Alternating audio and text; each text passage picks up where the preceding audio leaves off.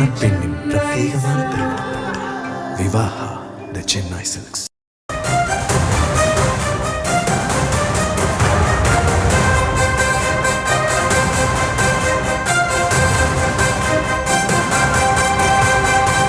அண்மை செய்திகளை பார்த்து வருகிறோம்.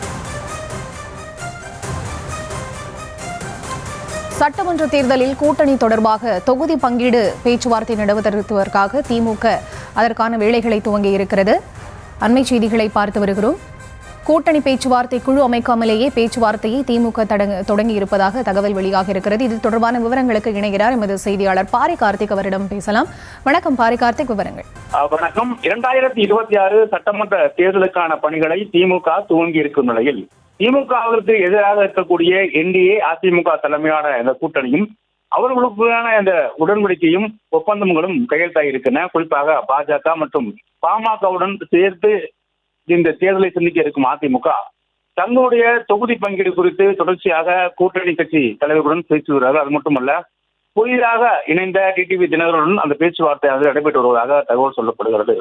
மேலும் தற்போது திமுக கூட்டணியில் இதுவரை பேச்சுவார்த்தை குழு கூட அமைக்கப்படவில்லை என்ற ஒரு பேச்சு இருந்தாலும் கூட ஒரு பக்கம் திமுக கூட்டணியை சேர்ந்த கட்சியினுடைய முன்னணி தலைவர்களும் மூத்த அமைச்சர்களும் தொடர்ச்சியாக இந்த பேச்சுவார்த்தையில் ஈடுபட்டு வருகிறார் என்பது குறிப்பிடத்தக்கது. கடந்த 2017 முதல் தொடர்ச்சியாக திமுகவுடன் இந்த கூட்டணியானது செயல்பட்டு வருகிறது. காங்கிரஸ், மதிமுக, விசிக, இந்திய கம்யூனிஸ்ட் மற்றும் மார்க்சிஸ்ட் கம்யூனிஸ்ட், கொங்கு நாடு மக்கள் கட்சி, ஐயுஎம்எல் உள்ளிட்ட கட்சிகள் கிட்டத்தட்ட திமுகவுடனான 2017 முதல் தொடர்ச்சியாக இந்த கூட்டணியில் ஈடுபட்டு வரும் நிலையில் அவர்களுடன் இந்த பேச்சுவார்த்தை என்பது தற்போது நடைபெற்று வருவதாக சொல்லப்படுகிறது. குறிப்பாக மூத்த அமைச்சர்கள் தற்போது அவர்களுடன் பேசி வருவதாகவும் சொல்லப்படுகிறது.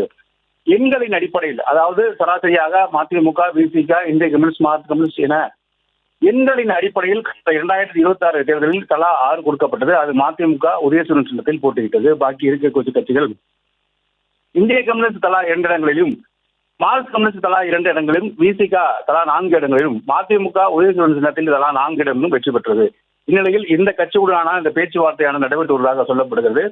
பெரும் எண்களை உறுதி செய்த பிறகு, அதாவது மொத்தமாக இருக்கக்கூடிய இடங்களை உறுதி செய்த பிறகு அது அடுத்த கட்டமாக எந்தெந்த தொகுதி என்பது கூட்டணி பேச்சுவார்த்தையின் மூலம் தெரிய வரும் என்று சொல்லப்படுகிறது.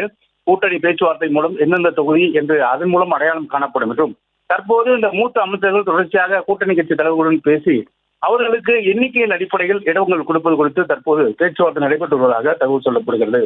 கூட்டணி பேச்சுவார்த்தை குழு அமைத்த பிறகு 3 நாட்களில் மொத்தமாக அனைத்து ஒப்பந்தங்களும் கையெழுத்தாகும் என்று திமுக தரப்பில் சொல்லப்பட்டு வருகிற நிலையில், குறிப்பாக கூட்டணி கட்சி பேச்சுவார்த்தை எளிதாக இருக்கும் பொருட்டும் வந்துவிட்டு, அதாவது தொடர்ச்சியாக 2 முறை 3 முறை 4 முறை என வந்துவிட்டு திரும்பி செல்லாமல் மூத்த அமைச்சர்கள் முன்கூட்டியே பேசும் பட்சத்தில் அனைத்து விதமான பேச்சுவார்த்தை முடிவிட்டு கூட்டணி பேச்சுவார்த்தை உரியார்ந்த பிறகு கூட்டணி குழு அந்த குழுவுடன் அமர்ந்து தொகுதி என்பதை எந்தெந்த தொகுதியில் என்று தொகுதியில் ரீதியாக அடையாளம் மட்டுமே காணப்பட வேண்டும். அது எளிதாக ஒப்பந்தம் கையெழுத்தாக வாய்ப்பு இருக்கிறது. நீண்ட நெடிய காலத்திற்கு இந்த பேச்சுவார்த்தை கொண்டு செல்லாது என்றும் அதன் அடிப்படையில் தான் திமுக தற்போது மூத்த அமைச்சர்கள் மற்றும் நிர்வாகிகள் மூலமாக இந்த பேச்சுவார்த்தையை இந்த 4 கட்சியுடன் பேசி வருவதாகவும், மேலும் சிறு கட்சிகள் சொல்லப்படக்கூடிய இந்த ஒரு இடங்கள் நிற்கக்கூடிய கட்சிகள் இருக்கின்றன.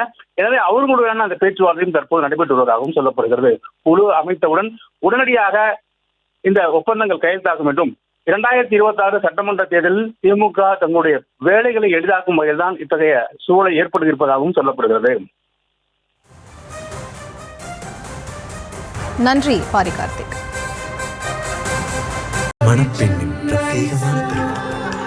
விவாஹா தி சென்னை சில்க்ஸ்.